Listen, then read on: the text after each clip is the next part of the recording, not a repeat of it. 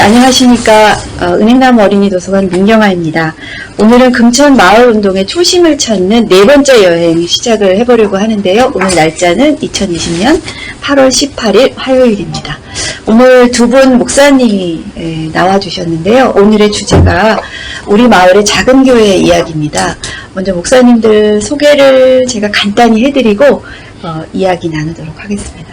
먼저 나누리교회의 이상옥 목사님 나오셨습니다. 네, 감사합니다. 그리고 대동교회의 김대현 목사님 나오셨습니다. 네, 안녕하세요. 오늘은 이 자리가 대동교회 자리입니다. 이사 오신 지 얼마 안 돼가지고 여러 가지 지금 이제 주변을 꾸미고 계시는데, 사실 대동교회는 원래 위치가 여기는 아니었던 걸로 알고 있고요. 그 이야기를 이제 오늘 좀 자세히 들어보겠습니다. 저희가 이 질문을 준비할 때, 이 인터뷰를 준비할 때 한 3가지 정도로 나눠서 지금 준비했는데, 과거의 이야기를 좀 듣고, 그 다음에 현재 어떤 생각과 활동으로 하고 계시는지 듣고, 그리고 앞으로 마을과 작은 교회가 어떻게 이어나갈지 이런 이야기를 좀 해보려고 합니다. 그래서 과거 이야기를 할 텐데요. 오히려 굉장히 이 부분이 더 재미있고 옛날 이야기처럼 들리지만 굉장히 의미 있는 일일 거라고 생각합니다. 먼저 이상옥 목사님 네. 먼저 여쭤봐도 되겠죠? 네. 교회 처음 시작 부분을 좀 얘기해 주시고 당시의 상황이 어땠는지도 좀 얘기해 주시면 좋겠습니다. 네. 저희 나누리 교회는 설립하신 목사님은 이준재 목사님이시라고, 지금 이제 설교하시다가 쓰러지셔서 돌아가셨고요. 우리 교회, 나누리 교회에서 돌아가신 건 아니고요. 다른 데에서 다시 개척을 하셔서 일하시다가 이제 혈액암이 발견되어지고 그러고 나서 돌아가셨습니다. 그분이 이제 그 교회를 설립을 하게 되어질 때 나이가 50이 넘어서 설립을 하셨어요.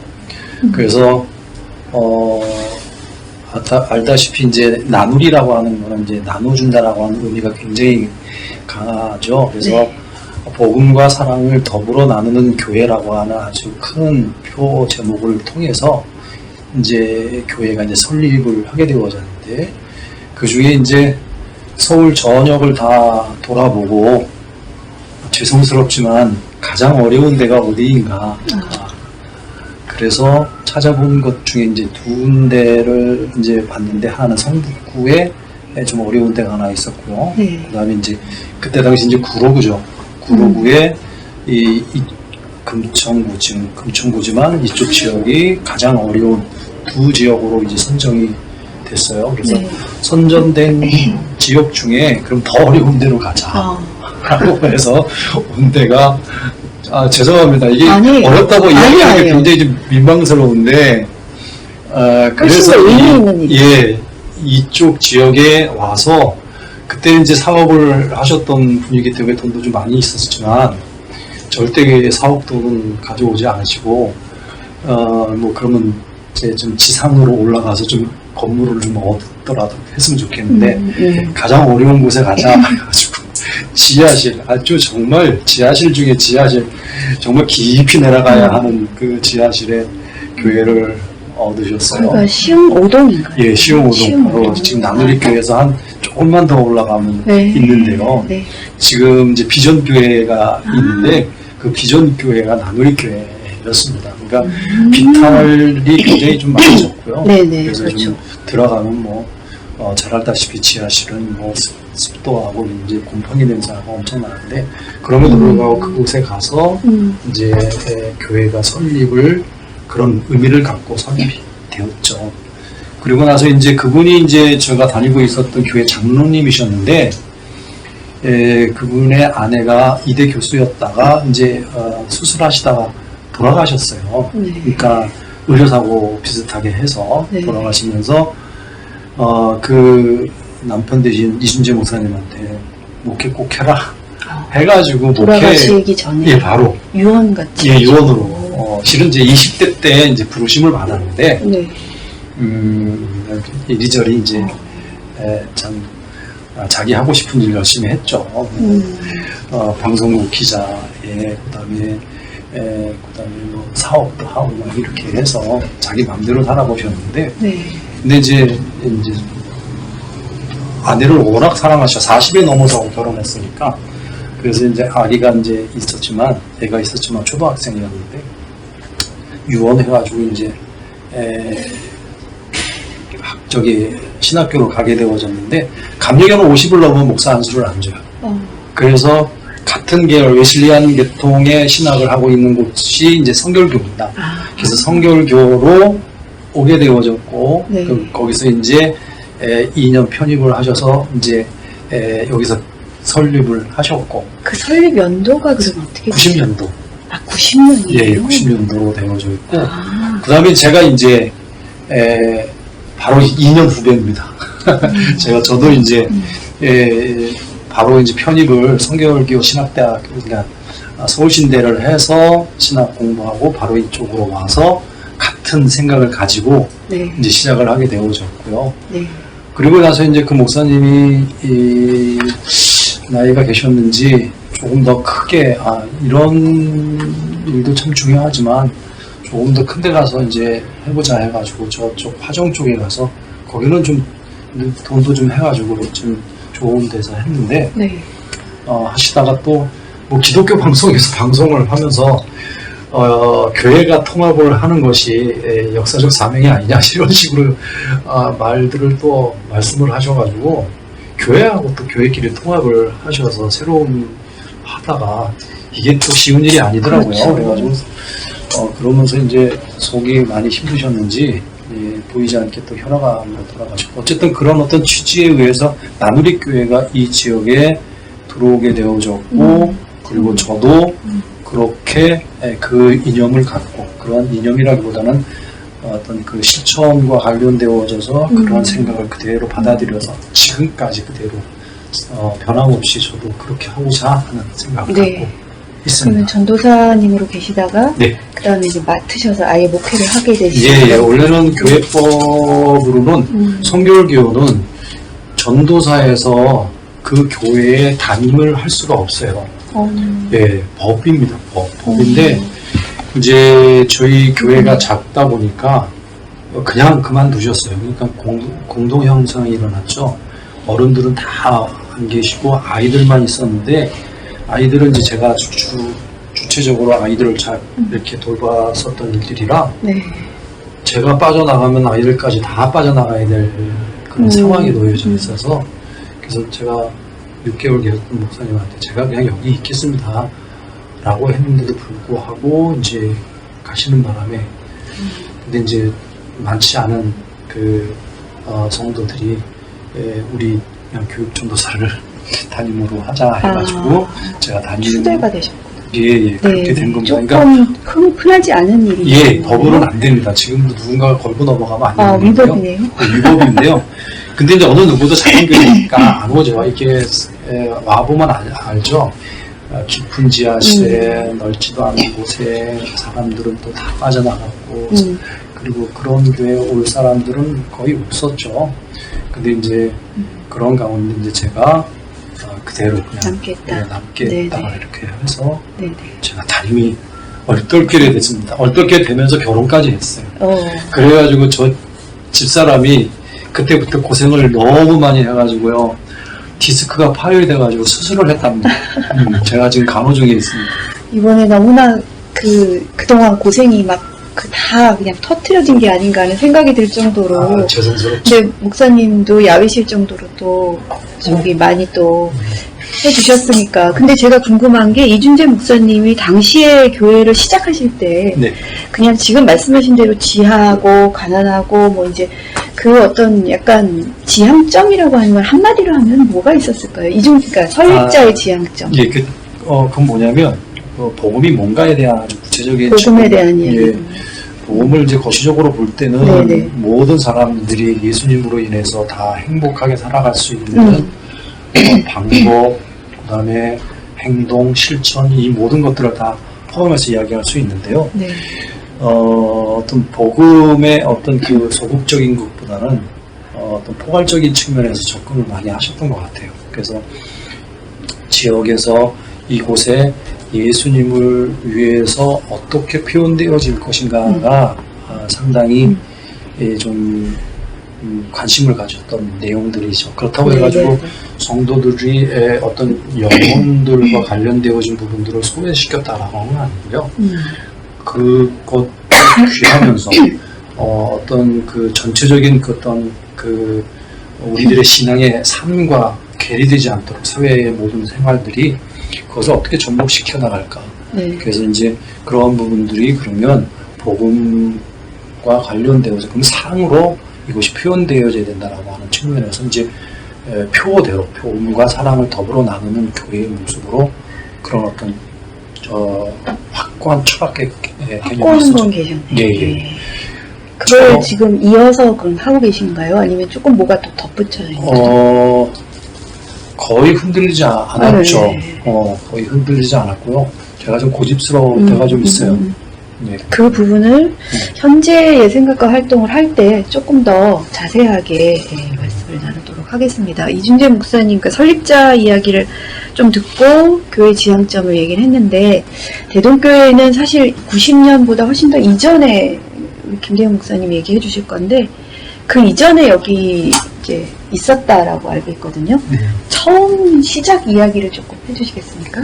제가 2006년도에 대동교회 이제 모임에서 왔고요. 그래서 시간의 간극이 상당한데 어떤 자료나 그런 조각들을 이렇게 모아서 과거를 이렇게 보면 자료가 많이 남아있거나 그렇진 않은데 주보나 또 과거 했었던 자료 또 추모 자료집을 이렇게 보면은 그 목사님께서 이 목사님 이제 나누리 교회도 그랬듯이 신학 공부를 하시고 빈민지역도 공단 밀집 지역 그쪽에 관심을 갖게 된 계기가 이태호의 70년대 현장이라는 과거 이제 잘 알려졌던 그런 책을 통해서 영감을 받고 그래서 뭐 인천 상곡동, 그리고 삼양동, 그리고 성남 그 수도권에서 이렇게 밀리고 이렇게 변두리로 밀려난 사람들의 마을을 찾아다니다가 우리 나누리교회랑 비슷하게 우리 구로 공단 밀집지역 마음을 정하시고 바로 이사를 하셨더라고요. 그 목사님 성함이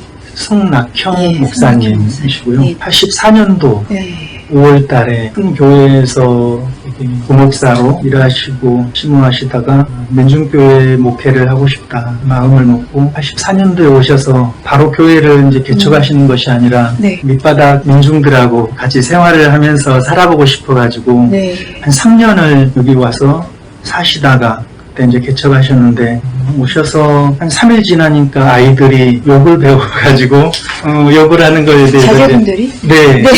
딸이 2분 계시는데 딸이? 네, 2분 있는데 어린 딸들이 욕을 이렇게 하더라고. 그래서 깜짝 놀랐다고. 그런데 여기 사람들이 색깔도 꾀죄죄하고 다른 동네에 비해서 우중충하고 중산층이랑은 전혀 살지 않는 그런 동네였다는 걸 소외를 볼 수 있는데 하지만 왠지 이렇게 정이 있고 사람들이 이웃들 간에 서로 나누고 없지만 따뜻한 정을 이렇게 나누는 그런 삶을 함께 이렇게 살아가면서 느꼈노라고 이렇게 목사님의 그 목회 일지를 보면 이제 나옵니다. 목회 일지예요. 원래 위치가 지금 그 저기 동일프라자 문구점 있는 그 위치가 맞나요? 네. 원래 교회 위치가? 동일프라자, 예. 지금 이제 새로 건물이 지어졌는데 그 전에 그 옆 건물에 있다가 다시 동일프라자 그 지하 단독주택이었는데 그 지하로 이렇게 한 20여 평 됐다고 그러더라고요. 네, 그러면 지금 그때 당시에 지금 이 시흥 모습이 동일프라자에 있는 그 아래가 있고 그 위로 다 이제 산이고 하니까 거기에 판잣집들이 좀 많았고 그분들이 이제 수재를 당하신 분들이 주로 이렇게 많이 오셨다고 그때 그러더라고요. 그분들을 대상으로 한 어떤 목회, 뭐 활동 이런 거를 하시면서 제가 알기로는 과일 행상도 하시고 그냥 그 삶으로 그냥 사셨다고 그러시던데 참 거의 한 3년 동안 분밤 장사도 하고 액세서리 그러다가 전전하다가 과일 장사로 이렇게 업종을 변경하시면서 좀 재미를 봤다고 그러시더라고요. 재미를 보셨대요? 네, 과일 장사를 그렇게 하시면서 네. 그 민중들의 삶을 체험한다기보다는 어쩌면 이게 당신의 그런 삶이 사치스럽다는 그런 생각까지 들면서 이분들과 같이 아예 교회 개척을 하지 않고 그냥 같이 살았으면 어떨까 그런 생각도 이렇게 이제 해보셨다고 그러더라고요. 네네. 그러다가 갑자기 건강이 이렇게 나빠지시고 강경화가 이렇게 오시면서 안 되겠다. 여기 왔던 이제 목적이 그들에게 그리스도의 복음 그리고 복음으로 인한 그런 해방을 함께 나누기 위해서 여기 왔는데 교회를 그야말로 이제 개척하시고 그때가 87년도. 네. 아까 동일 프라자 그 지하방 한 20평 되는 그 건물 지하에 한켠에 이제 살림집을 차리고 한켠에 예배당을 이제 마련해서 예배를 처음에는 가족끼리 이렇게 드리고 지역에 이제 몇 분 이제 어머니들하고 같이 드렸다고 그러더라고요. 그런데 병을 이제 앓으시면서 개척을 하신 거예요? 네. 그래요? 그래서 더욱더 이제 당신의 그런 삶에 대해서 덤으로 살아가는 그런 삶이라는 것을 그때부터 이제 예감을 하시고 네. 그때부터 이제 공부방 네. 그리고 지역 사랑방 공부방, 사랑방이 있었어요? 네. 네. 그리고 약도 약도 있었고 하시고. 한울약이라고요. 네. 그 약을 이쪽 지역에서 이제 뜻이 있는 분들에게 장소를 이렇게 제공하시고 그들에게 할 수 있도록 네. 지원해 주시고요. 그리고 처음에 공부방은 한 초등학교 10명 정도, 초등학생 10명, 중학생 1명으로 이렇게 짜가시고 어떤 경험이 전무하시니까 하루에 한 3시간씩 아이들 이제 방과후 숙제 봐주는 식으로 이렇게 하시다가 직접 하신 거예요? 네, 처음에 직접 하시다가 나중에는 이제 우리 서울대, 숭실대 그리고 네, 이화여대 학생들 자원봉사자들 네, 중심으로 네. 꾸려져가지고 하시고 또 그 주민 사랑방은 그 지역의 어떤 문화나 또 어떤 사회적인 이슈에 대해서 모르는 주민들에게 예전에 이제 말씀하셨듯이 이제 네, 구로 국본과 이렇게 함께해서 비디오 상영을 일주일에 2번씩 하기도 하고 국민운동본부요? 국본이요? 그게 자료를 찾아보니까 네. 예전에 구로 투표함 구로구청 네. 구로구청 그 시위가 있었죠. 조작 사건 투표함 그 사건 때문에 가서 그때 국민 실종 운동본부가 세워져 가지고요. 예.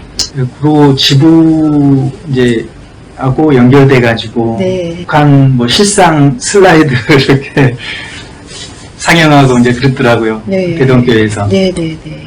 그러면은 어쨌든 사회적인 부분을 계속 좀 주민들에게 알리고 하는데도 되게 노력을 많이 하신 분인데 사실 그런 것이 감동스럽다기보다는 그런 거는 이제 둘째고 이분이 그냥 이분들하고 같이 그냥 살아가면서 거기에 뿌리 깊게 어쨌든 목회를 하시겠다는 생각한 것 자체가 굉장히 좀 감동적이지 않나. 그래서 지금 이제 정리를 하면은 이 당시에 조금 시기는 다릅니다만 먼저 대동교회가 자리를 요 산 밑에 잡았던 거고 그 다음에 이제 그 산 위에는 세복교회가 있어서 92년 이후에는 거기서 이제 또 굉장히 목회를 또 열심히 하셨고 그 다음에 이제 조금 후에 이제 이상훈 목사님의 그 나누리 교회도 시흥오동에서 이제 자리를 잡은 어떻게 보면은 이제 더 많은 교회들이 또 작게도 있었겠지만 이 세 교회가 정말 힘든 이 금천구의 주민들을 위해서 애를 쓴 대표적인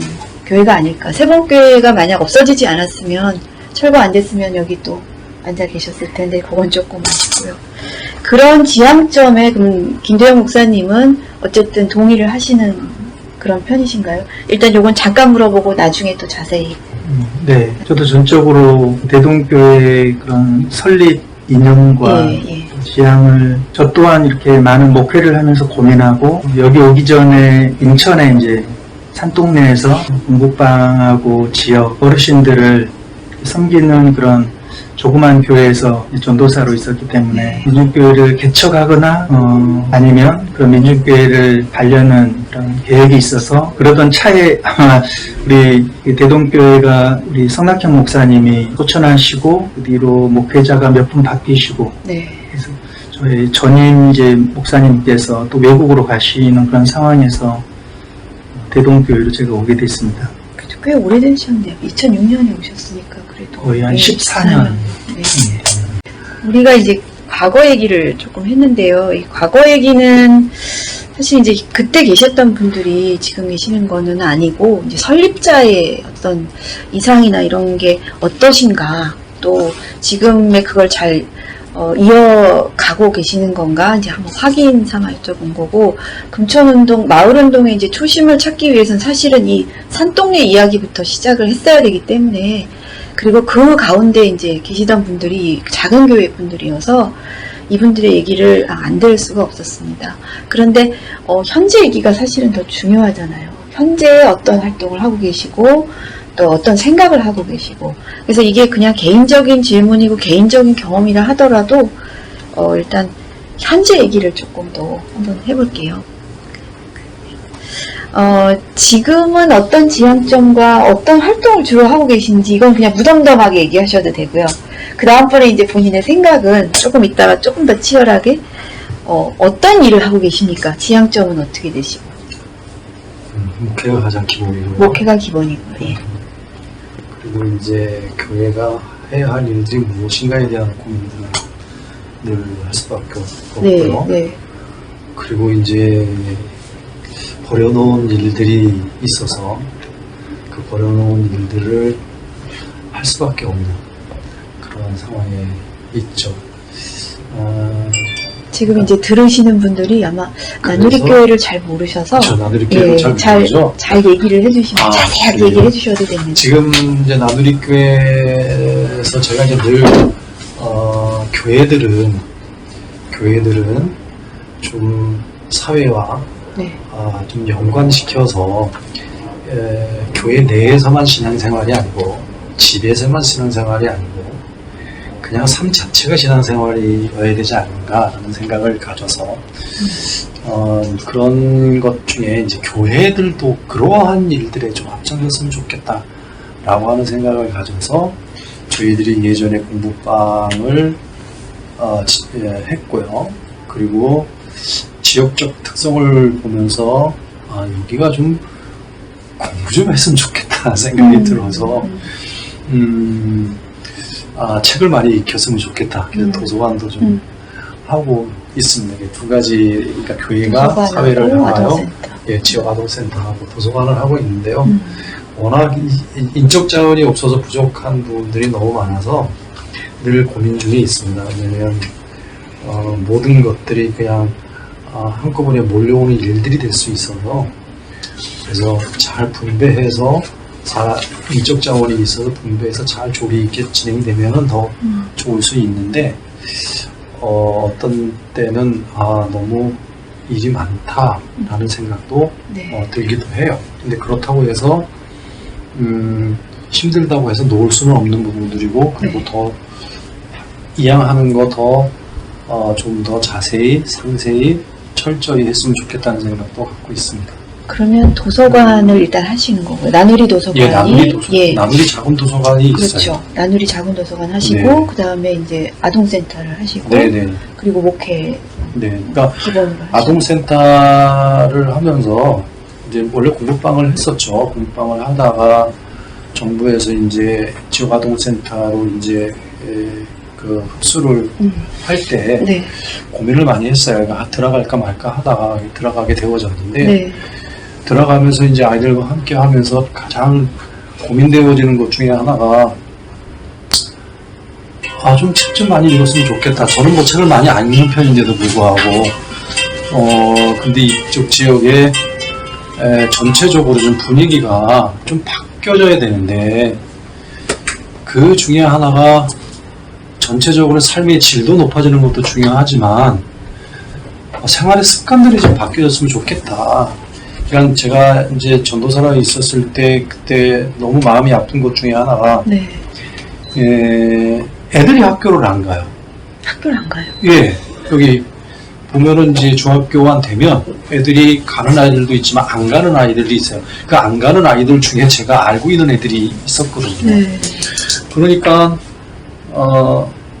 꽤나 속상하죠. 네. 꽤나 속상하죠. 그래서 어떻게 해서든지 이쪽 지역의 좀 분위기가 좀 바뀌어졌으면 좋겠는데, 그 중에 하나가 이제 지역아동센터는 이제 시작을 했으니까 잘 하면서 교회 애들하고 지역에 있는 아이들하고 잘 해서 그런 부분들 좀 서포트 좀 하면 되겠고, 그리고 이제 분위기 쇄신 중에 가장 분위기 쇄신을 잘하는 부분들이 뭘까 고민을 하다가, 이제 지역아동센터 하면서 애들한테 책을 많이 읽히려고 어떻게 해서든지 프로포즈를 내가지고 네. 많이 했어요. 네. 해가지고 이제 실은 저희들의 샘플을 통해서 전국적으로 이렇게 도서관 활성화가 일어났던 적이 있어요. 지역아동센터는.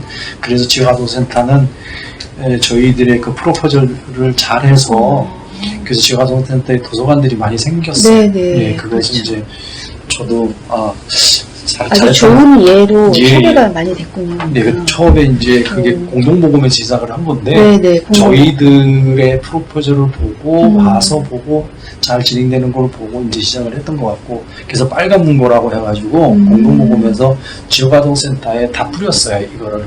그래가지고, 지역아동센터에 책을 읽히는 일들을 네. 했었던 걸로 알고 있고요.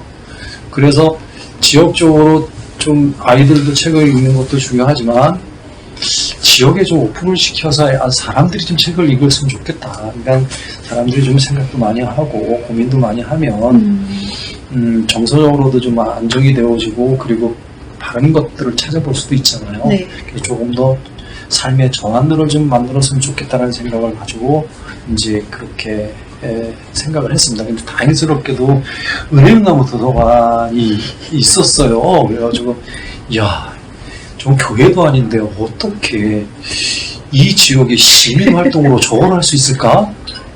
그래서 너무 기분이 좋아가지고요. 네.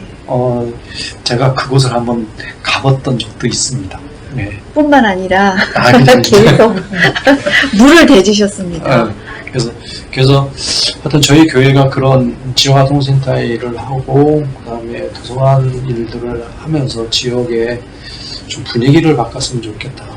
거기 연도가 목사님 죄송하지만 거기 연도가 어느 때일까요? 2002년도가 아동센터를 2001년? 2002년도가 공부방을 시작을 하면서 2005년도에 도서관이 되어지고 그러니까 2004년도에 도서관 정도가 됐고요.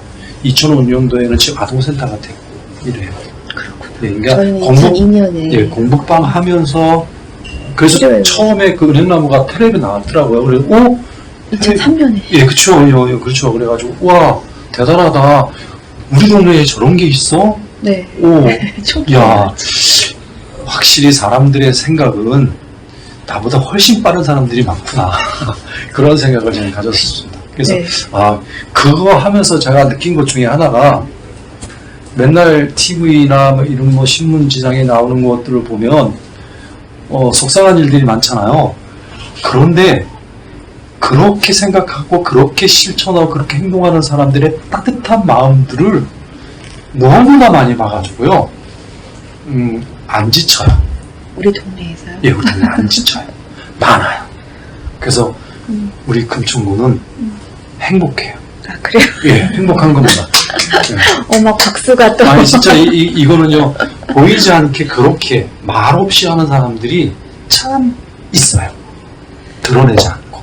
근데 그 대표적인 분이 목사님이시거든요. 사실 저희 아이들 마실 물이 그때 없어서는 아니지만 목사님이 사모님과 함께 물을 어디서 떠다가도 주시고 나중에는 정수기도 마련해 주시고 저희는 그것도 모르고 왜 물 안 와요? 막 전화도 걸고 그랬던 철없던 진짜 맨땅에 저희도 헤딩을 하니까 그런 일이 있었는데 그러니까 저희를 그 가난한 교회에서 또 저희를 도와주시고 근데 나중에 얘기 들어보니까 전진상에서 또 도움을 받으셨더라고요. 이제 전진상에서 이제 지역아동센터를 할 때 연합회에서 이제 들어가서 지역아동센터의 일을 좀 더 잘해 보려고 하는데 전진상에서 그 연합회에 들어가는 것들을 추천을 해주고 서포트 해주고 알려주고 이런 일들을 하셨어요. 그래가지고 참 그러니까 이런 일을 하면서 그러니까요. 따뜻한 사람들이 네네네. 참 많아. 그러니까 신문지상이나 텔레비는 정말 왜 그렇게 좋은 생각들을, 좋은 내용들을 왜 한 번도 안 내려주는지 난 그것이 속상한데, 근데, 이렇게 해서 이렇게 점으로 이렇게 들어가서 이렇게 보면요. 정말 말없이 착하시고, 선하시고, 그리고 참 이 기독교적으로 이야기하면 은혜로운 사람들이 참 많습니다. 이제 목사님 지금 이제 우리 나누리 교회 하셨던 일 좀 얘기해 주셨고 그 중에 이제 저는 그 도서관은 저희 은행나무 어린이 도서관의 책보다도 질이 훨씬 높고요. 뭐 이런 이야기까지 이건 이따가 소개를 드릴게요. 이런 이야기도 나누리 교회, 나누리 도서관에 다 있습니다. 그러니까 굉장히 지금 책 안 좋아하신다고 하지만 사실 그렇지 않고 책에 대한 그 퀄리티 굉장히 높습니다. 나누리 얘기는 또 막 하고 싶은 얘기가 많지만 이제 조금 하고 우리 대동교회 얘기 조금 지금 현재 김대현 목사님은 그 이전에 활동하시던 목사님들의 그거를 이어받아서 계속 하고 계시는 거라고 아까 얘기하셨는데 네. 어떤 활동 주로 하고 계시고 지금 교회 상황이 어떤지 좀 얘기해 주시면. 제가 2006년도에 대동교회 부임에 왔을 때 네. 교인들도 이제 몇 분 안 계시고 청년들도 거의 이제 없고, 왜냐하면 이제 다른 우리 교단의 다른 교회와 이제 합병을 이렇게 하다가 이제 다 작은 교회끼리 이제 좀 이제 합병을 하려고 하다가 이제 그게 안 돼가지고 교우들도 마음에 어떤 좀 상처를 받고 전에 이제 교회하던 이제 목사님은 외국으로 공부하러 가시고 그런 상황이라서 제가 봤을 때는 적은 교우들하고 같이 이제 건강한 공동체를 일구어 나가겠다 그런 마음으로 그때 아마 제가 왔을 때 지하에 지금 있었습니다. 지하에서 시작하신 분이 좋습니다. 저희도 지하에서. 네, 여름에 비가 오면 성경책 이게 막 눅눅해가지고 붙어가지고 안 넘어가고 물이 막 찬 적도 있고요. 그래서 이 지하에 있으면 참으로 우리 성도들이 힘이 안 나겠다. 좀 환경을 바꿔보자 해서 이제 기도하고 마음을 모아서 건물 2층으로 이제 옮기게 됐습니다. 옮기고 우선 공부방이나 그런 어떤 프로그램을 이제 계획하기에는 교회가 너무나 열악하고 환경이 조금 이렇게 받쳐주지 않아서 우선 저는 이제 예전에 활동했던 이제 우리 민중교회, 지금은 생명선교연대로 이렇게 바뀌고요. 거기서 대외적인 이제 활동을 하면서 또 우리 교우들하고 같이 사회적인 약자들과 연대하는 그런 집회 모임에 많이 이렇게 저는 우리 교우들하고 함께 이렇게 참여를 많이 했습니다.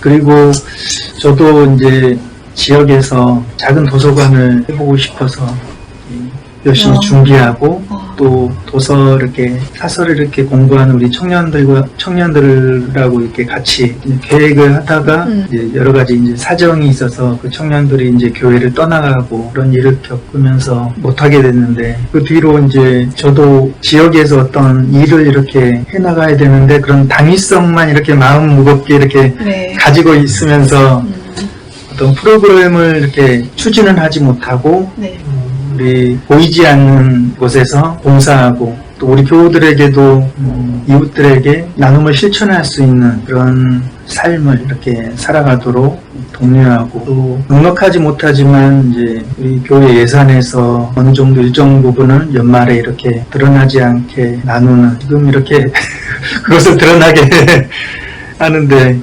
아무튼 성서에서 말하는 그 가르침이 우리 아까 이상호 목사님께서 말씀하셨지만 많이 드러나지는 않지만 모르게 그것이 하나님께서 우리에게 원하시는 것임을 우리 모든 교회와 많은 그리스도인들이 그것을 이제 알고 있기에 그렇게 실천하면서 살아가고 있습니다. 처음에 이제 목사님을 뵈러 왔는데 그거 이제 한 5년, 4년 전인가?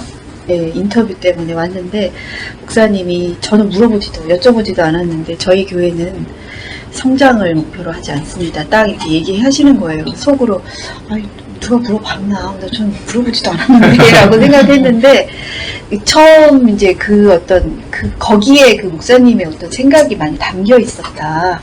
성장이 목표가 아니다라는 얘기가 되게 중요한 얘기고, 그 이후에 이제 이런 그 목수일을 좀 또 많이 배우셔서 저희 도서관에 오셔서 그 위에 아무도 할 수 없는, 여자들이 할 수 없는 좀 그 위에 있는 팻말을 또 달아주셨어요. 일부러 제가 부탁을 드려가지고. 그러면서 처음 뵀을 때도 은행나무를 돕고 싶다, 그런 얘기를 하셨고, 제가 보기엔 매우 가난하고 젊은 목사님이셨는데 그런 말을 해주셔서 굉장히 마음이 따뜻했던 기억이 납니다. 그러니까 지금 두 분 말씀하시는 거 가운데에서 저희 같이 또 가난한 도서관을 도와주시고 했던 그런 게 그냥 이렇게 착한 마음 뭐 이런 거 갖고 나오는 게 아니고 탄탄한 어떤 예수정신, 그런 것 속에서 나온 게 아닌가, 그런 생각도 좀 듭니다. 개인적인 얘기를 조금 여쭤보고 싶어요. 그러니까 개인의 어떤 경험도 되게 중요할 것 같아서, 지금 일을 하시면서 이런 좀 남들이 쉽게 할 수 없는 일인데, 이런 일들을 하시면서 내가 생각에 좀 변화가 있었던 어떤 일, 또는 굉장히 인상 깊었던 일들이 있으시면 좀 소개를 해주셨으면 좋겠습니다. 목사님, 이상훈 목사님 먼저. 인상 깊었다기보다는 요즘의 이야기를 좀 해도 되나요? 네, 그럼요. 꽤나 이게 작은 교회 얘기니까 목회자의 이야기도 괜찮죠.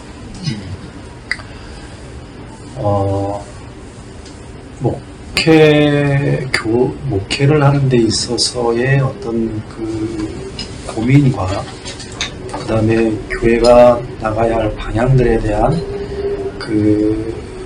어떤 그런 측면에서 교착점들이 때로는 없어서, 예를 들어 아이들의 성장과 그 다음에 사회에서 적응할 수 있도록 키워나갔는데, 네. 어느덧 이 사람들은 사회인은 됐는데, 네. 신앙인들은 안 돼 있는 거예요. 이런 것에 대한 아주 굉장히 큰 고민이 그러시겠다. 요즘에 굉장히 많이 듭니다. 그러니까 저는 시민운동을 하는 게 아니고 네. 복음의 삶을 이야기하는 거지. 네. 그런데 받아들이는 사람들의 그 일반적인 삶의 내용들은 그 영역이라고 하나? 그냥 사회 영역으로 받아들이지, 신앙의 출발로 받아들여서 그게 신앙에 차곡차곡 쌓여져가는 어떤 그 든든한 신앙인의 모습은 그렇게 눈에 띄지 않는 것에 대해서 지역아동센터의 방향과 그 다음에 도서관은 실은 도서관 제가 잘 모릅니다만, 네. 그러한 측면에서 이게 맞나? 조금 더 어떻게 하면 이거를 그 공감대가 같은 지역에서 만나게 할 건가에 대한 고민들이 꽤 많이 생겼어요. 잘해주는데 정말 애가 잘 자라지만 사회에서는 그럴 만하게 잘할 수 있어요. 그런데 그게 신앙인가? 라고 하는 아주 기본적인 질문은 제가 스스로 평가하기는 없죠. 신앙은 평가하기 어렵지만 객관적인 판단에 의하면 그 평가가 굉장히 낮은 수준의 모습이 아닌가라는 생각이 들었어요. 그러니까 요즘에 이제 여러 가지 이제 사회적 이슈가 있잖아. 우리 개신교들뿐만 아니라 뭐 더 나아가서 기독교 전체가 조금 좀 긍정적으로 이렇게 표현되기보다는 부정적인 측면에서 이제 일상화 시켜 나가는 일들이 좀 많이 있잖아요. 네. 이제 그러한 것들이 제가 목회하는 것과 그 센터와 관련되어지고 도서관과 관련되어져서 어떤 교착점이 없는 모습으로 진행된 것과 흡사하게 네. 우리나라 신앙의 체계가 그러니까 신앙인이라고 이야기를 하는데 사회인으로서 신앙인들이 된 건지 신앙인으로서 사회에 나가서 신앙인이 된 건지 이러한 부분들에 대한 정확한 확신들이 좀 없어요. 그래서 좀 어려운가요, 많이? 그래서 실제로 신앙인들이라고 하면 신앙에 의해서 그의 삶들이 하나하나 차곡차곡 만들어져서 이 사람이 이 사회를 갖든 여기의 사회를 갖든 모든 사람들의 신앙의 모습을 그것을 잘 살아가줘야 되는데 여기서 사는 거하고 여기서 사는 거와의 내용은 전혀 틀린 모습으로 보여질 때가 많이 있다라고 하는 거죠. 그러니까 그런 측면에서 지금 기독교가 굉장히 수동적으로 비춰지고 있는 것이 아닌가 생각이 들어요. 당연히 욕을 먹어도 될 만한 건가? 라는 생각도 들고. 이게 그러면 목사님 이게 잘 자라던 아이가 교회를 가느냐 안 가느냐의 문제는 아니지 않습니까? 지금 말씀하신 게 신앙의 문제라는 거죠. 그러니까 교회를 가는 것도 중요하고 그리고 교회를 가서 신앙생활이 형성이 된다라고 이야기할 수는 없지만 네.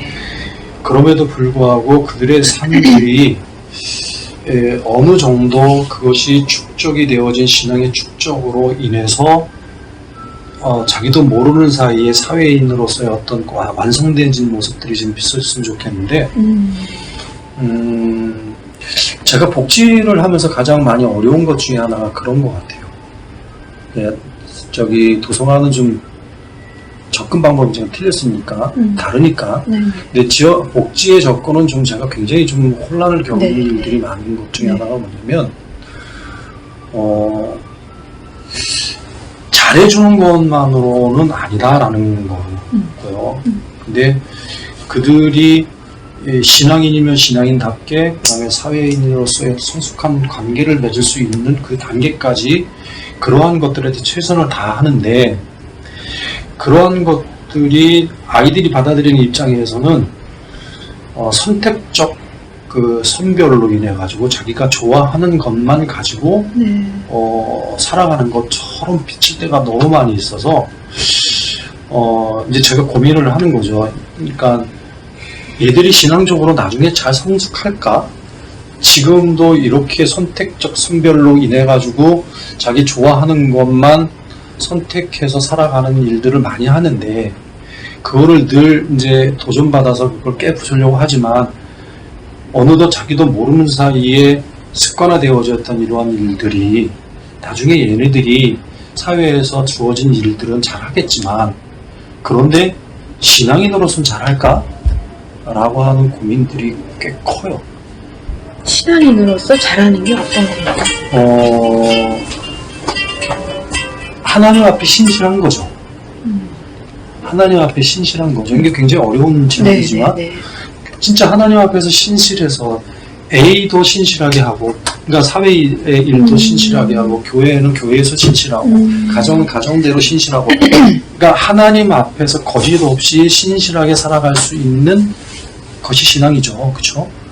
그러한 측면에서 꽤 고민을 많이 해요. 지금 요새 많이 해요. 요새 많이 하고 있습니다. 오히려 기독교 자체에서 고민해야 될 큰 문제가 아닌가 하는 생각이 듭니다. 지금 말씀하신 거예요. 이거는 어디 교회든지 고민해야 되겠죠. 그리고 풀어나가야 할 중요한 질문 중에 하나가 아닐까 하는 생각이 듭니다. 개인적인 경험을 들어봤는데요. 이제 김대현 목사님은 그러면 어떤 좀 인상 깊었던 일이나 뭐 잊지 못할 일 같은 게 있으신지. 과거 저희 교회 어렸을 때 이렇게 다녔던 이 동네에 살았던 청년들이 가끔 이제 오기도 하고 결혼해서 우리 교회 출석해서 지금 나오는 청년도 있고요.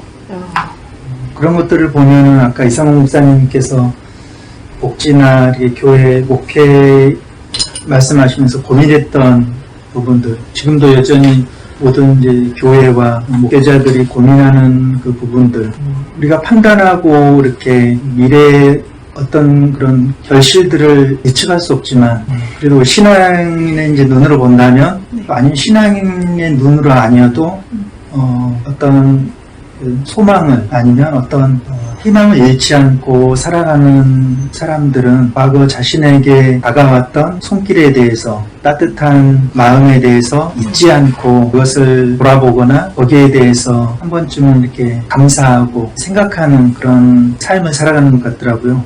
직접 그 사람들을 만나신 거예요? 그런 사람이 있어요? 예전에 공국방에 일할 때도 이제 그렇고, 네. 성장해서 이렇게 자기의 과거 자신에게 따뜻함을 주었던, 자신에게 따뜻하게 손을 잡아주었던 사람들에 대해서 돌아보고, 네. 감사함을 표현하는 그런 것들을 이제 경험하고요. 우리 교회에서도 초등학교 때 우리 교회 이제 주일학교 다녔던 성낙형 목사님, 또 그 후에 목사님께서 계실 때 다녔던 청년들이 쭉 이제 교회에 이제 발길을 끊었다가 네. 성장해서 우리 교회에 나오는 친구도 있고, 네. 그런 것들을 보면 우리들의 계획이나 어떤 우리들의 마음대로 그런 것들이 되지 않을 것 같아도 살아가는 사람들의 모습을 보면 그런 것들을 뛰어넘어서, 그래서 저는 상황이나 어떤 형편에 좌지우지 되지 않고 우리 작은 교회지만 지역에서 더욱더 힘을 내서 나아갈 수 있다고 생각합니다. 제가 목회를 하면서 또 특별한 또 아니면 생각을 목회 철학이랄까 그런 거를 다시 한번 되돌아본 계기가 우리 교회를 창립하신 성낙형 목사님께서 민중의 삶 속에 이렇게 들어가셔서 과일 행상을 하시고 교회가 그들과 분리되지 않고 그들 가운데서 그리스도의 복음을 함께 살아가는 그런 삶을 살았듯이 저도 목수일을 하면서 현장에서 그들에게 이렇게 복음을 증거하고 이렇게 드러내지 않지만 그들과 함께 일하면서 얼마나 삶이 치열하고 또 살아가기 위해서 하루하루 또 순간순간 애쓰는 그들의 모습을 보면서 목회란 이렇게 삶과 동떨어진 어떤 종교적인 교리를 증언하거나 고백하는 것이 아니라 그들의 삶 속에서 느껴지는 아픔과 또 고민과 또 슬픔들 또 기쁨들을 그냥 함께 들어주고 나누고 그것을 공유할 때 또 연대할 때 그들이 자연스럽게 하나님을 알게 될 수 있겠다 그런 마음을 가져봅니다. 그래서 목소리를 하면서 힘들 때도 있지만 쉽지는 않지만 노동 가운데서 기도를 하고 또 수도를 한다는 마음으로 제가 평일날에는 목수일을 같이 하고 있습니다. 지금 뭘 아주 가끔 뭐 이렇게 뭐가 만들어 달라고 하면 이제 탁자도 진짜 만드셨다고 네. 그랬죠. 여기 탁자도 직접 만드셨다고 그러고. 그리고 이제 집 짓는 일도 이렇게 참여해서 하고 목조주택 예수님의 목조주택. 근데 그 지금 되게 멋있는 말씀을 하셨거든요. 멋있는 말씀인데 그 자녀분이 3분이죠? 네. 그 아이들에게도 그렇게 멋진 이야기를 늘 하십니까? 아이들에게 말보다는 아이들은 아무리 좋은 말도 이렇게 핑계나 잔소리로 이렇게 듣는 그런 생각을 가지고 있어서 네. 그냥 삶으로 보여주기를 원하고 네. 또 어떤 교단에서 행사나 하면 꼭 아이들을 참여시켜서 네. 다시 평화통일대회나 또 어려운 곳에서 일하는 그런 분들에게 갈 때는 아이들을 같이 함께 참여하도록 아이들이 어른들과 함께 가는 것에 대해서 즐거워하지는 않지만 그것들을 모르지 않도록 네. 그 아이들이 그것들을 경험할 수 있도록 해주고 있습니다. 또 이제 아이들 질문을 하게 되면 부모님들은 대부분 약간 죄책감이 드는 얼굴을 하시는데 우리 목사님은 절대 그런 게 없고 굉장히 꼿꼿하시게 평상시에도 잘 칭찬하고 계시나 봐요. 저희는 그렇게 말하지만 너희 자식에게는 어떻게 하느냐라는 질문을 받았을 때는 항상 그거는 좀 이렇고요. 약간 좀 죄책감이 드는데 지금 목사님이 얼마나 말씀과 삶이 일치하는가 하는 부분을 지금 보신 거나 다름이 없고요. 혹시 이상호 목사님 네. 저번에 제가 가뵀을 때 그 청년이 한 사람 와 있었어요. 그러니까 내가 나갈 때 그 청년이 왔는데 또 왔어 뭐 누가 그랬어요. 근데 그 청년이 조금 불안해 보이는 청년이었거든요. 그렇죠. 그런데 이제 저희 동료들은 다 저 사람 전에도 왔었는데 또 왔어 막 이랬는데 그때 목사님이 들어오라고. 그래서 제가 그때 감명을 이게 받은 게 그렇게 들어오라고 말해줄 수 있는 그 청년이 굉장히 꼬지지하고 뭔가 좀 그랬거든요. 저희가 보기에는. 근데 그 청년 보고 들어오라고 얘기를 하셨어요. 기억을 못 하십니까? 예, 잘. 제가 좀 여쭤보고 싶은 거는 네. 혹시, 뭐 보람 있었던 일도 좋지만, 너무 막 골치 아픈 일. 정말 짜증나는 일. 그런 가운데서도 뭔가 깨달아졌더니 그런 일들이 혹시 있으셨을까요? 뭐, 여러 가지 짜증나는 일들은 참 많이 있지만, 근데 즐거운 일도 있어요. 예. 저희 센터에, 그러니까 아동센터에 보면 공익이 있어요. 사회복무요원이 있는데요. 네네. 사회복무요원 중에 한 사람에게 제가 누구한테든지 간에 전문 사람들한테 제가 늘 그러는데요. 대학교 때는 절대 아르바이트 하지 말아라. 용돈 받아 써라. 용돈 받아 써라. 그리고 다른 거 하지 말고 공부해라. 대학교 때 진짜 공부해야지. 언제 공부하냐. 그리고 이제 제 사회복무요원이 그래도 돼요? 목사님? 그렇게 해. 그렇게. 아빠한테 그렇게 해. 그랬더니 진짜로 저기 졸업하고 나서 나중에 한번 왔어요. 네. 내가 그런 얘기를 했어요. 나중에 여기 다 끝나고 난 다음에 그다음에 대학교 졸업하고 취업하고 와가지고 후원금 내. 그렇게 이야기했거든요. 네. 진짜 왔어요. 목사님, 제가요 대학교 다닐 때요, 다시 복학해서 다닐 때요, 우리 아버지가 그 사범을 했어요. 태권도. 네, 태권도 사범을. 그러니까 관장이죠. 아빠가 관장이고 아버지가 관장이시고. 본인은 이제 사범을 하는 거예요. 네. 목사님 이야기 듣고요, 우리 아빠한테 제가 이야기를 했어요. 목사님이 하지 말라 그래서 한 번도 안 했다고. 아르바이트를. 네, 아르바이트. 그랬더니 열심히 공부를 해서요, LG를 들어갔어요. 그리고 와서 와가지고 목사님 후원 신청할게요. 그래가지고 3만 원 했습니다. 한 달에요? 한 달에 3만 원. 그 큰 돈인데? 예. 딱 한 번 한 건 아니에요? 그 CMS를 해서 대단하다. 이렇게 합니다. 그리고 또 이제 일반 젊은 친구가 이제 4학년인데 대학교. 근데 직장을 들어갔어요. 네. 직장을 딱 들어갔더니 어느 날 벼랑을 온 거예요. 네. 보고 싶었대요. 네. 그러면서 이분은 여자고. 근데 막 그러더니 저 초벌금 탔어요. 이제부터 후원할게요. 해가지고 후원금 작성해가지고 냈습니다. 네. 그러니까 이렇게 예기치 못하게 이렇게 즐겁고 기쁜 일이 있어요.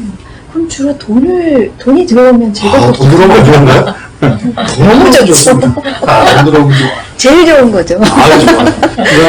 그러니까 뭐 다른 데 쓰는 게 아니고 정말 좋은 데 쓰잖아요. 그렇죠. 그거 얼마나 좋은지 몰라요. 그리고 그게 마음이 들어있기 때문에. 그럼요. 그러니까 그 친구가 그렇게 하면서 사회복무요원이 벼랑각 그렇게 와가지고 저한테 목사님 너무 고마워요. 그러면서 딱 후원금 작성하고 1년 근무한 친구예요? 2년이죠. 2년 근무. 예, 2년 근무하고.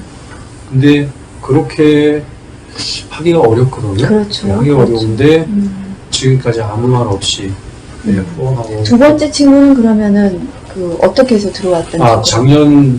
작년에 1년 동안 저희 센터에서 봉사를 했었어요. 교인이 아닌데? 예, 아니고 정부에서 한국장학재단을 통해서 와가지고 봉사를 하는데, 봉사가 끝나고 나서 올 초에 직장을 들어갔어요. 네. 직장을 들어가고 나서 와가지고 제가 봐서는 참 센터에서 직업을 찾았으면 좋겠는데 다른 직업을 찾았어요. 그러니까 같은 맥락에서요. 근데 와가지고 이제 제가 꼭 후원하고 싶고 나중에 후원금 해가지고 냈더라고요. 아유, 아주 대단하네요. 그러니까 젊은 청년들이 잘 안 그렇습니다. 그거 안 그렇죠. 안 그래요. 근데 그렇게 좋은 사람들이 많아. 그러니까 그러니까 사람이 명랑하고 밝고 이러면 그렇게 살아가는 것 같아요. 그렇게 하게 된 이유가 분명히 이제 삶을 보고, 목사님이나 사모님 삶을 보고 이제 그렇게 배웠겠죠. 그런 것도 있고요. 그렇게 하라고 제가 또 해요. 다른 사람을 위해서 하라. 다른 사람을 위해서 살아라. 그러니까 직접적으로 말씀하신다. 저는 가끔가다 그냥 막 해요. 네. 왜냐면 그게 사람은 그냥 뉘앙스 갖고요, 알아들으면 참 좋은데요, 절대 못 알아들어요. 뉘앙스는. 직선적으로 할 때 가끔가다 아 그래요 이렇게 하죠. 네. 그쵸 목사님. 그래도 상처받은 사람이 있어요. 여기 목사님은 직접적으로 얘기 안 하실 것 같아요. 저는 선택해서 합니다 그러면. 그래서 또 상처받는 사람이 생길 수도 있긴 있겠네요. 네. 하지만 이제 좋은 경우를 지금 네, 얘기를 네. 해주신 거고, 뭐 많이 힘드신 경우는 없으셨어요? 그 청년이 아직 생각 안 나시죠? 아까 제가 말씀드린 그 청년. 아 식탁인가? 굉장히 마르고, 어. 네, 마르고 참 볼품 없고 막 여기를 진짜 어떻게 보면은 제일 나중에 찾아온 것 같은, 갈 데가 정말 여기밖에 없었거나 아니면 뭔가 때를 쓰러 온. 그러면 아마 식탁일 거예요. 이름도 알고 원래 알고 계시는. 예. 여기 출신이고, 네. 그리고 우리 교회 출신이고, 여기를 떠나서 생활을 하고, 그 다음에 아마 저 보고 싶어서 힘들어서 왔을 거예요. 네. 예. 어려운 청년이에요. 예, 힘들죠. 상황이. 네. 나는 먹고 사는 거는 걱정이 없는데, 사람들이 네. 먹고 사는 것 때문에 걱정되는 게 아니라 마음이 걱정되는 사람이 많죠. 그래서 아마 저 보러 왔을 것 같아요. 네. 예. 그런 이야기들이 이제 약간 보람도 많이 느끼게 해주는 그런 이야기. 예, 그러니까 나 말고 저보다 더 열심히 기쁘게 살아가는 사람이 참 많아서 행복해요. 네. 여기 계신 분들은 제가 볼 때 다 그런 것 같아요. 예, 진짜. 예, 맞습니다. 목사님 행복하십니까? 네, 행복합니다. 울면서 하지 마세요. 어떨 때 가장 행복하십니까? 법적으로 얘기하면 어떨 때? 그냥 일상이 네. 행복한 것 같아요. 일상이요. 네.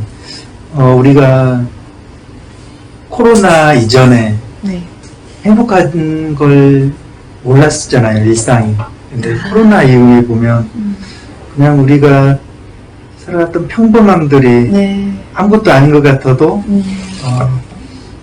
지금 생각해 보면은 정말 뭐 천국 같은 시간들이었다 그런 생각도 들잖아요. 그래서 어떤 우리 아이들은 어떨 때 행복하냐 그러면 뭐 피자, 치킨 먹을 때 아이들은 그런데 저는 참 그런 일상이 행복한 것 같아요.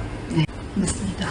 제가 이제 저희가 이제 금천 마을운동의 초심을 찾는 얘기를 할 때마다 책을 한 번씩 또 이렇게 보여드리는데, 이 개똥이 이야기가 새범교회를 만드신 책참남 선생님의, 목사님의, 동화죠. 동화인데, 여기에 보면, 이 개똥이가 얘가 이제 이름이 분식이에요. 그 똥자를 넣어가지고 이름을 지어서 분식인데, 애들이 이제 개똥이 부르거든요. 근데 여기에 보면은 교회가 나와요. 근데 얘가 교회를 되게 싫어하는 거예요. 근데 나중에 이제 읽어보면 아시겠지만 교회를 싫어하는데 예수님의 삶이 자기 마음속에 들어와요. 그래서 예수님하고 대화를 하고, 어떻게 보면 진정한 예수님, 사람들은 왜 싸울까요? 뭐 이런 질문을 하면서 그 답을 완전히 얻진 못해도 어쨌든 얘는 계속 그런 질문을 하면서 성장하는 그런 이야기거든요. 결론적으로 저는 교회 얘기도 별로 안 나오고 교회가 싫다고도 하고 그래서 이거는 교회하고 상관없는 목사님의 이야기인가? 했는데 결국 보면은 이게 진정한 신앙의 이야기였구나, 이런 생각을 하게 돼요. 그래서 제가 지금 두 분께 또 여쭤보고 싶은 거는, 사람에게 종교가 뭘까? 사람에게 신앙이란 뭘까?를 조금 저희가 잘 알아들을 수 있게, 너무 이제 무거운 얘기면은 저희가 또 못 알아듣거든요. 그러니까 사람에게 종교는 뭘까요? 특히 이런 시대, 지금 이 코로나 전국은 저희가 상상할 수 없는 상황인데 어떤 것이 종교란 인간에게 어떻게 다가와야 될까요? 라는 것을 목사님들이 계시니까 한 번쯤 그래도 여쭤보고 싶거든요. 그러니까 우리가 지금 시간이 거의 다 됐으니까 아주 길게는 못하도 임팩트 있게 딱 하신다면 저부터 하셔도 되죠. 종교하고 이제 비종교하고 어떻게 구분하기가 참 어떤 때는 어렵죠. 어쨌든 종교적으로 본다고 하더라도 아니 인문학적으로 본다고 하더라도 우리가 다 같이 같은 맥락에서 혹시 본다고 하더라도 다 같이 더불어서 행복하게 하는 일들이 뭘까? 다 같이 행복한 게 뭘까? 이러한 것이 가장 중요한 부분이 아닌가.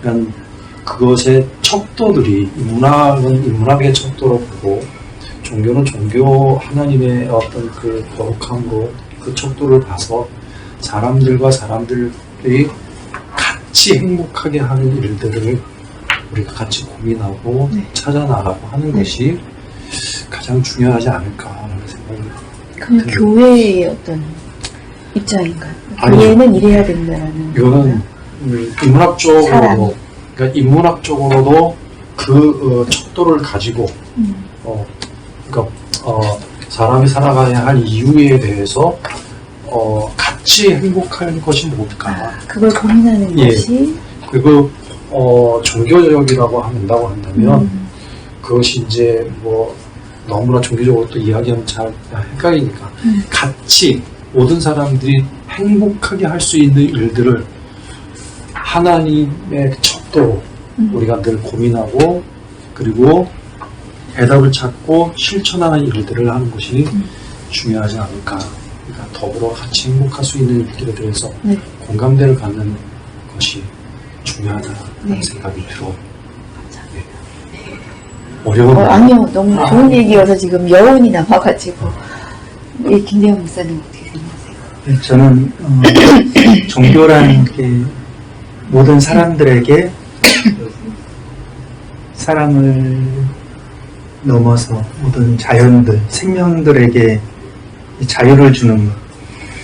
그 자유란 모든 인간의 제도나 또 인간의 어떤 이념이나 어떤 사상으로 억압하는 것이 아니라 모든 것에서 자유케 하고 생명의 온전함을 누리는 것. 그래서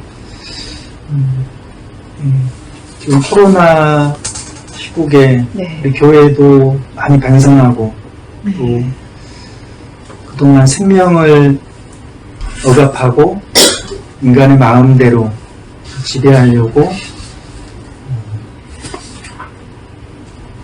탐욕을 부리던 것에 대해서 이제 좀 더 떨어져서 반성하고 성찰하고 그래서 우리 인간뿐만 아니라 모든 자연이 자유로울 때 우리가 과거 일상에서 누렸던 목사님께서 말한 행복을 찾을 수 있지 않을까. 그래서 종교인이든 종교인이지 않든 그런 생명의 자유로움을 누리는 그러한 길을 함께 찾았으면 합니다. 네, 감사합니다. 모두가 행복한 삶이라는 거는 이제 두 분이 동시에 얘기를 해주신 것 같아서 이것이 금천 마을운동의 어떻게 보면 제일 중요한 부분이 아니겠나. 이게 교회 문제가 아니라 모든 운동의 어떤 시발점이 되는 문제라고 생각이 듭니다. 마지막으로 저희가 지금 이제 다시 되돌아와서 마을운동의 초심을 찾자는 얘기 있잖아요. 이 이야기가 혹시 지역운동을 하시는 분들에게 하고 싶은 이야기 또 앞으로 우리 이렇게 좀 같이 해보자 하는 이야기들이 혹시 있으시면 생각한 게 있으시면 좀 얘기를 해주시겠습니까? 그런 쪽으로는 생각 안 해보시죠? 많이 안 해봤는데 그래도 뭐 굳이 하게 되면 저는 자기가 주어진 조건과 환경에서 조금 더 바람직한 방법으로 열심히 살았으면 좋겠다는 생각이 들어요. 네, 바람직한 게 뭘까요? 참 어려운 단어죠. 그거는 제가 이제 목회자니까 하나님 보시기에 거짓되지 않고 신실한 부분들을 위한 그 방법 또한 그렇게 우리가 그러한 출발점상에서 최선을 다하는 삶의 모습들이 시민할 시민활동을 하는 사람은 시민활동대로, 종교인들은 종교인대로, 이것이 목회자의 영역일 뿐만 아니라 참다운 신앙인들의 모습들 속에서 그것이 밑바닥에서 자꾸 그렇게 일어났으면 좋겠다. 그러니까 이제 다른 얘기로 이야기한다고 한다면 종교 개혁을 하라는 소리는 아니고 종교인들이 참 종교인으로서 살아가면 좋겠다라는 것과 그리고 종교를 갖지 않더라도 어떤 그 시민의식이라든가 아니면 그 좀 더 생각을 좀 깊이 해서 같이 열심히 살아가는 환경들을 자꾸 만들어가는 일들을 했으면 좋겠다. 그러니까 이번에도 이제 이러한 것들이 그러한 측면에서 아마 출발됐다라는 생각이 들어요. 그래서 우리가 금천구를 위해서 더 열심히 뭔가 바람직하게 방향을 설정해서 다들 열심히 살아보겠다라고 하는 어떤 다짐의 모습으로 다시 이 부분들이 시작되지 않았을까라는 생각이 들어요. 그렇죠. 그래서 그런 측면에서 보게 되면 어떤 그런 저기 네트워크를 하는 것과 함께 그리고 각자의 처소에서 특히 신앙인들은 신앙의 새로운 출발이라기보다는 바람직한 출발들을 좀 다시 설정해서 열심히 살았으면 좋겠다는 생각이 들어요. 앞으로 마을운동의 어떤 부분에도 함께 나누리도 함께 하실 생각이 있으십니까? 굉장히 고민스러운 질문이에요.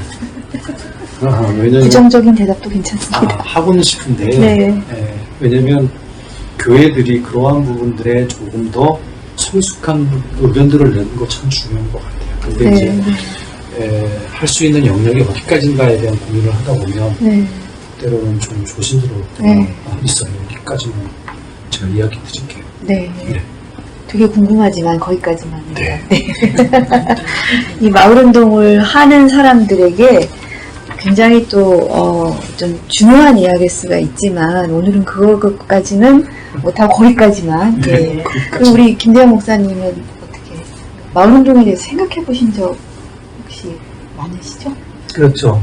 우리 믿음교회라고 하는 성격을 띈 작은 이제 교회들이 그 지역에서 선교 활동하는 것이 마을운동과 다르지 않고 또한 마을운동이 충분히 우리 교회에서 함께 연대할 수 있고 또 우리가 다가가지 못한 그런 지점들을 마을운동을 통해서 힘을 줄 수 있고 그것을 통해서 우리 교회도 이제 어떤 동력을 얻을 수도 있고 영감을 받을 수도 있고 그래서 저는 이상 목사님께서 이렇게 그런 어떤 부분에 대해서 이렇게 조심스럽게 이렇게 하시지만 충분히 열린 그런 자세로 교회가 작은 교회가 할 수 있다고 생각합니다. 그리고 앞으로도 이제 기회가 된다면 그런 것들을 함께 고민하고 계획하고 지금 우리가 고민하고 있는 그래서 마을운동의 초심을 찾아서 우리가 지금 목표로 하고 있는 모두가 행복한 이웃들